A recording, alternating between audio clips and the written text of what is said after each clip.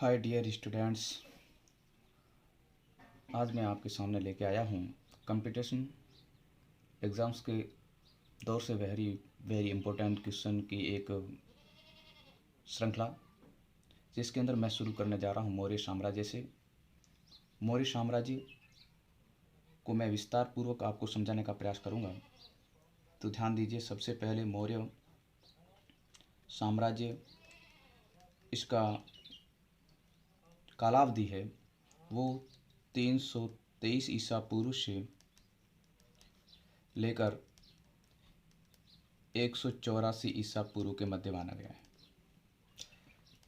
तक 323 ईसा पूर्व से लेकर के 184 ईसा पूर्व तक का काल है, वो मौर्य साम्राज्य का शासनकाल माना जाता है। और इसके अंदर दो बात, सबसे पहले बात करेंगे मौर्य साम्राज्य और मौर्य काल के संबंध के अंदर महत्वपूर्ण जानकारी हमारे को किन स्रोतों के माध्यम से मिलती है, उसके बारे में बात करेंगे। तो मौर्यकालीन जानकारी देने वाले स्रोतों को मैं 3 भागों में वर्गीकृत करने जा रहा हूँ। जिस तरीके से सबसे पहले मैं बात करता हूँ पुरातात्विक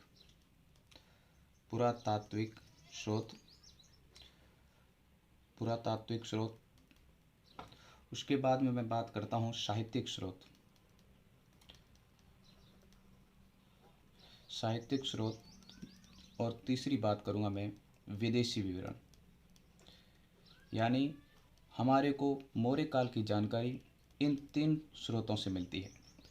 पुरातात्विक स्रोत का मतलब ये होता है पुराने समय के अंदर जब लिखने की कला की शुरुआत नहीं हुई, और हमारे को इतिहासकारों ने के माध्यम से विभिन्न अभिलेखों, सिक्कों और मृदभांडों के माध्यम से जिस काल की जानकारी मिलती है वो पुरातात्विक स्रोत कहलाते हैं। और पुरातात्विक स्रोतों को हम 3 भागों में बांटते हैं। पुरातात्विक स्रोतों के अंतर्गत 3 भाग कौन कौन से आते हैं? इसके अंदर आते हैं, एक होता है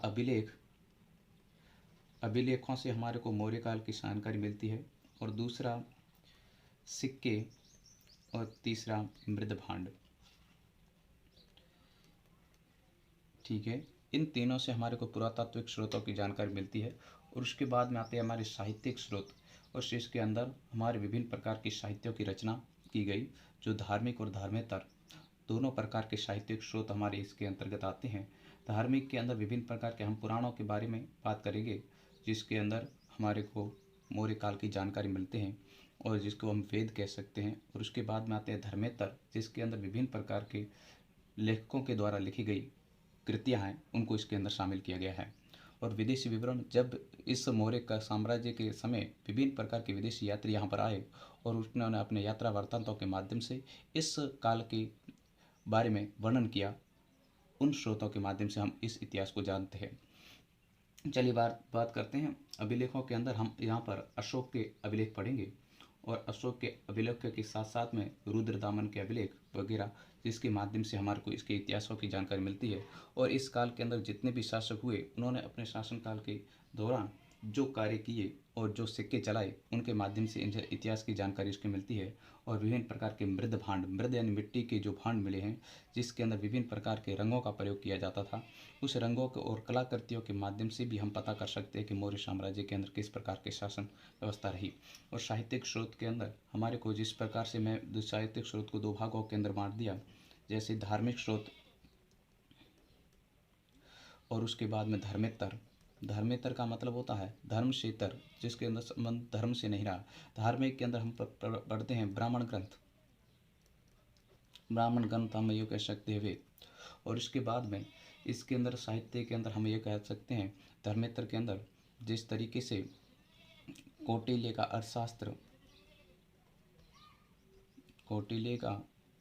अर्थशास्त्र ग्रंथ है, जो हमारे को मौर्यकालीन काल की जानकारी देते हैं। जिस प्रकार से विशाखदत्त का मुद्रा राक्षस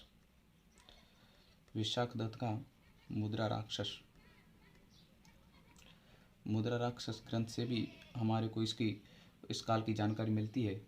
इसके अलावा हमारे को सोमदेव का कथा सरित सागर, तीसरा हम बात करते हैं सोमदेव का कथा सरित सागर सोमदेव का ग्रंथ है वो भी हमारे को मौर्य काल की जानकारी देता है। और क्षेमेंद्र की व्रत कथा मंजरी क्षेमेंद्र की व्रत कथा मंजरी हमारे को मौर्यकालीन जानकारी प्रदान करती है। इसके अलावा पतंजलि का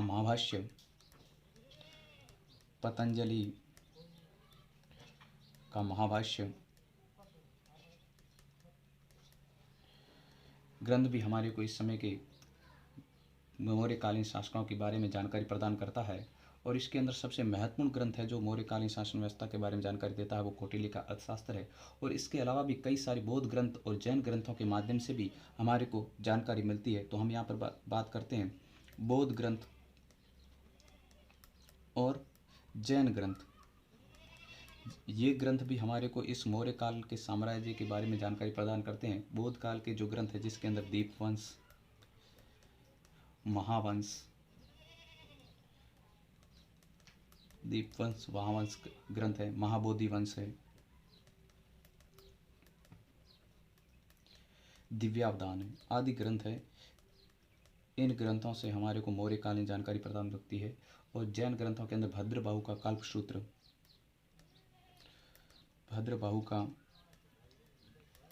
कल्पसूत्र इससे हमारे को मौर्यकाल की जानकारी मिलती है। और हेमचंद्र का परिशिष्ट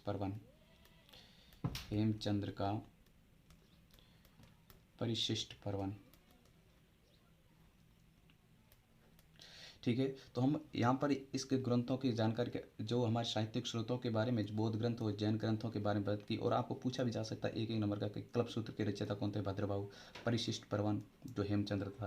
आपको ये भी पूछा जा सकता है इन चारों ऑप्शनों को जैसे प्रकार दीपवंश, महावंश, दिव्यादान और एक ग्रंथ है जैसे कल्पसूत्र दे करके ये पूछा जा सकता है कि इसमें से कौन सा जैन ग्रंथ है। और इसके साथ साथ में जिस प्रकार से इस व्रत कथा मंजरी का लेखक कौन था, या इन चारों का नाम देख करके इधर चारों जो इस ग्रंथों के नाम लिख करके मिलान कीजिए, इस प्रकार से क्वेश्चन पूछे जा सकते हैं। तो प्रत्येक का ग्रंथ और उसके बारे में जानकारी होना हमारे को आवश्यक है। इसके अलावा हमारे को विदेशी यात्री आए जिसके अंदर हमारे को जिस प्रकार से विदेशियों ने यहाँ पर आकर के जो अलग अलग साम्राज्य के जो शासक रहे हैं, बिंदुसार के शासनकाल के अंदर विभिन्न प्रकार के विदेशी राजदूत यहाँ पर आए। और इसके अलावा जिस तरीके से यहाँ पर अशोक के समय में और चंद्रगुप्त मौर्य के काल के अंदर जिस तरीके से विभिन्न प्रकार के विदेशी जिन्होंने यहाँ के आकर के इसका भ्रमण किया। और जिस तरीके से हम बात करते हैं विलियम जोन्स जिन्होंने सर्वप्रथम जो चंद्रगुप्त मौर्य को सेंट्रो कोटस के नाम से पहचान की, जिसके वो जो विदेशी यात्री था विलियम जोन्स जिन्होंने सबसे पहले पता किया कि सेंट्रो कोटस कोई चंद्रगुप्त मौर्य था। इस तरीके से हमारे को विभिन्न प्रकार के विदेशियों की यात्रा वृत्तांत और उसकी जानकारियों के माध्यम से हमारे को मौर्यकालीन साम्राज्य के बारे में जानकारी प्राप्त होती है। तो हम बात करते हैं सबसे पहले हम यहाँ पर मौर्य काल के विभिन्न प्रकार के शासक हुए और उन्होंने किस तरीके से यहाँ पर शासन किया। इस स्रोतों के माध्यम से हम जानेंगे कि मौर्यकाल साम्राज्य का विस्तार कैसे हुआ और मौर्य साम्राज्य की स्थापना कैसे हुई। तो हम इसके बाद में हम बात करते हैं मौर्य साम्राज्य की स्थापना के बारे में। मौर्य साम्राज्य की स्थापना कैसे हुई? तो चलिए अगले प्रश्न के अंदर हम बात करते हैं मौर्य साम्राज्य की स्थापना। मौर्य वंश की स्थापना, ध्यान दीजिए मौर्य वंश की स्थापना 300 मानी जाती है। इसका स्थापना का काल मानसा 323 ईसा पूर्व। ऐसा कहा जाता है कि एक तक्षशिला का आचार्य था जिसका नाम था कौटिल्य।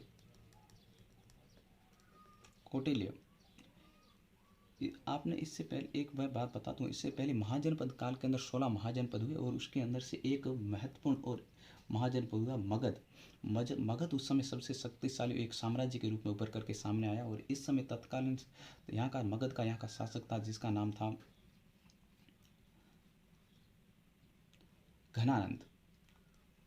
घनानंद यहाँ पर मगध पर शासन कर रहा था। और ऐसी स्थिति के अंदर एक बार क्या हुआ, घनानंद के दरबार में कौटिल्य का अपमान कर दिया गया था और उसके बाद में अपमान का बदला लेने के लिए कौटिल्य ने एक बार क्या हुआ, एक बार चंद्रगुप्त मौर्य अपने मित्रों के साथ में एक टीले के ऊपर राजकिलम, कौन सा राजकिलम खेल खेल रहा था।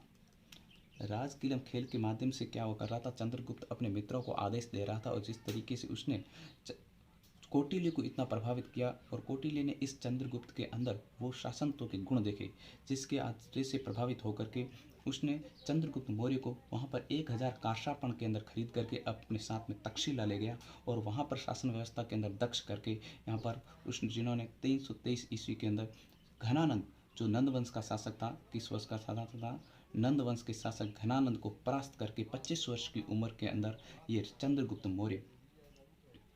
चंद्रगुप्त मौर्य इस मौर्य वंश का संस्थापक बन गया और मगध के सिंहासन के ऊपर आरूढ़ हो गया।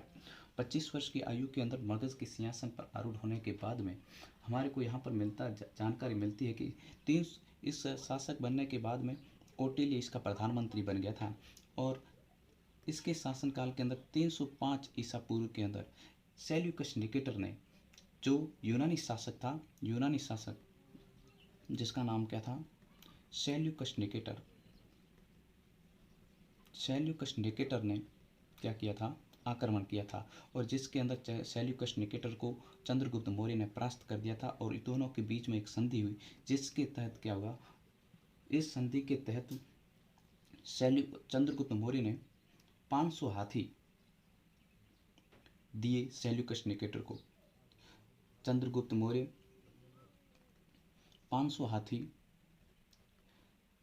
चंद्रगुप्त मौर्य ने सेल्यूकस निकेटर को दिए और सेल्यूकस निकेटर ने 500 हाथी लेकर के अपने उसके बदले में 4 प्रदेश चंद्रगुप्त मौर्य को सौंपे। और वो 4 प्रदेश कौन से थे, जिसके अंदर आता है एक एरिया का मतलब होता है हेरात क्षेत्र, अराकोशिया का मतलब होता है कांधार, इसके अलावा था जेड्रोसिया